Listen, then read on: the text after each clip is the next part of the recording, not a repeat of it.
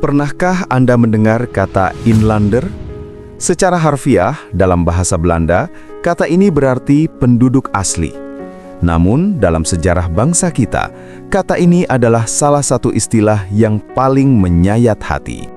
Ia bukan sekadar label. Ia adalah senjata untuk merendahkan, mendiskriminasi, dan merampas martabat bangsa Indonesia. Di masa kolonial Belanda, pemerintah melegalkan sistem hukum rasial. Masyarakat dibagi menjadi 3 golongan hukum. Di puncak, ada golongan Eropa dengan segala hak istimewanya. Di bawahnya, golongan timur asing. Dan di posisi paling bawah, paling hina, adalah kita, kaum pribumi, sang inlander. Kita dipandang tidak beradab, tidak cerdas, dan ditempatkan jauh di bawah derajat orang Eropa.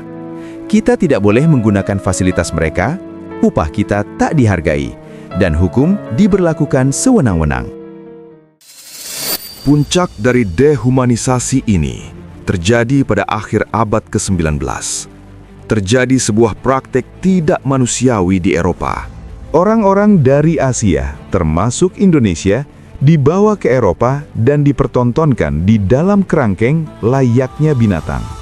Inilah simbol betapa rendahnya pandangan kaum imperialis terhadap bangsa terjajah.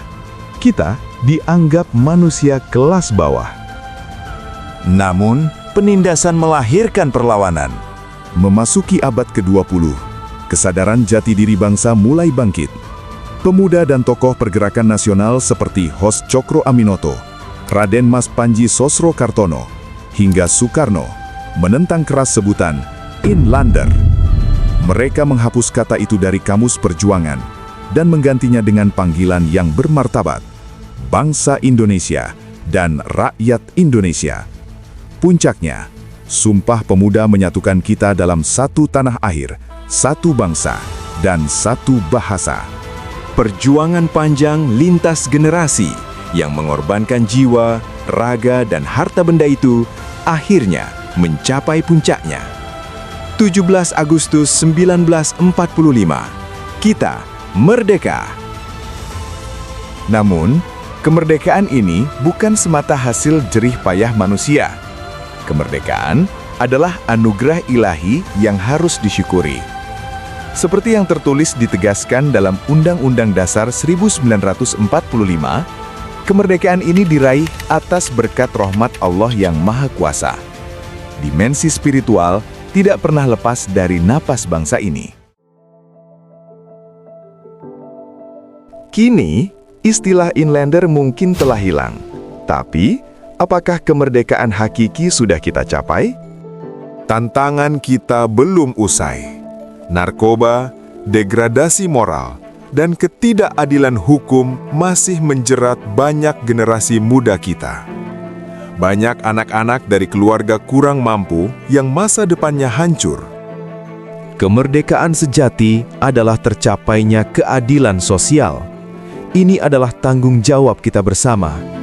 Organisasi sosial dan keagamaan seperti gerakan spiritual Thorikoh Sidikiyah hadir mengambil peran, membangun rumah syukur layak huni dan membina moral pemuda.